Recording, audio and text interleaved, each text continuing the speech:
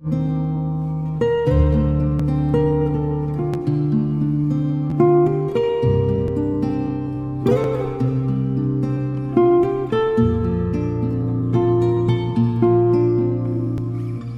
اللہ الرحمن الرحیم۔ السلام علیکم۔ مفید طبی مشورے کے ساتھ ڈاکٹر محمد طلحہ آپ کے پیش خدمت ہے۔ سموگ بھی آ گئی ہے اور موسم بھی کافی تبدیل ہو چکا ہے، اور کلینیکل پریکٹس کے اندر سانس اور دمے کے مریضوں کا بھی اضافہ ہونا شروع ہو گیا ہے۔ تو آج کا میرا ٹاپک ہے کہ کون کون سے ایسے عوامل ہیں، عناصر ہیں، فیکٹرز ہیں جن کی وجہ سے دمے کے مریض بیچارے پریشانی کا سبب بن جاتے ہیں، ان کے لیے یہ پریشانی کا سبب بن جاتا ہے۔ تو آئیے اس کو ڈسکس کرتے ہیں ایک چھوٹے سے آج کے ولاگ کے اندر۔ تو دمے کے مریضوں کو جو سب سے زیادہ پرابلم ہوتی ہے وہ سموگ سے ہوتی ہے۔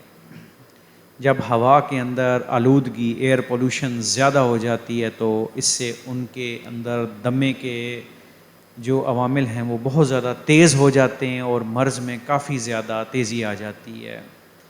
اس کے علاوہ ہلکے پھلکے فیکٹرز وہ تو پورا سال ایک جیسے رہتے ہیں، جیسے تمباکو نوشی ہے، پرفیومز وغیرہ ہیں، تیز پرفیومز، اور مولڈ ہیں، فنجائی ہیں، اور اس کے بعد جو پالتو جانور مویشی ہوتے ہیں ان کی جو خشکی ہے وہ ہے، ڈسٹ وغیرہ ہے، اور کاکروچ وغیرہ ہیں۔ یہ چیزیں تو چلتی رہتی ہیں، لیکن جو زیادہ ایگریویٹنگ فیکٹرز ہیں وہ اس کے اندر وہ عوامل ہیں جو موسم کی اچانک تبدیلی سے اور سموگ والی آلودہ تبدیلی سے اس کے دمے کو، اس کے ایستما کو بہت زیادہ ایگریویٹ کر دیتے ہیں، بڑھا دیتے ہیں، انہانس کر دیتے ہیں، بوسٹ اپ کر دیتے ہیں۔ اچھا، باقی جو اس موسم کے اندر الرجی کی وجہ سے جو فلو ہو جاتا ہے، اور اس کو جب یہ معاملہ ہو جائے تو دمے کے پیشنٹ کو فلو کو زیادہ دیر تک نہیں رکھنا چاہیے، اس کا فوراً ٹریٹمنٹ کروانا چاہیے۔ دمے کے پیشنٹ کو جب بلغمی کھانسی شروع ہو جاتی ہے یا بخار کے ساتھ کھانسی شروع ہو جاتی ہے تو اسے فوراً کسی معالج کے پاس جانا چاہیے تاکہ وہ اس کا علاج کر سکے۔ یہ اس کے دمے کو جو ہے نا ایگریویٹ کر دے گا اور خدا نخواستہ یہ نمونیا تک میں ہی کنورٹ ہو سکتا ہے۔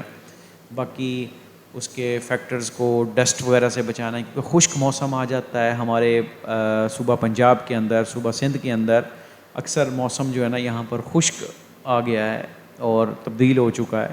تو اس خشک موسم کے اندر ڈسٹ اڑتی ہے، ڈسٹ پارٹیکل اڑتے ہیں، وہ دمے کے مریض کے لیے بہت زیادہ نقصان دہ ہوتے ہیں۔ تو اب یہ ہے کہ ہم نے اب کرنا کیا ہے اس کنڈیشن کے اندر۔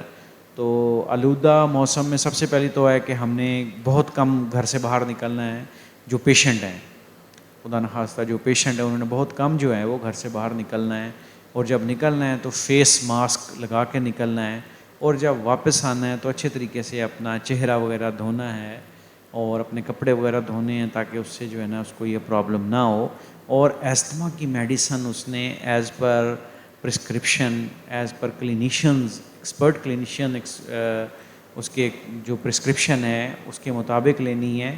اور خدا نخواستہ کوئی ایمرجنسی کنڈیشن بن جاتی ہے، سانس بہت زیادہ اکھڑنا شروع ہو جاتا ہے تو فوراً ہاسپٹلائز ہو جانا ہے۔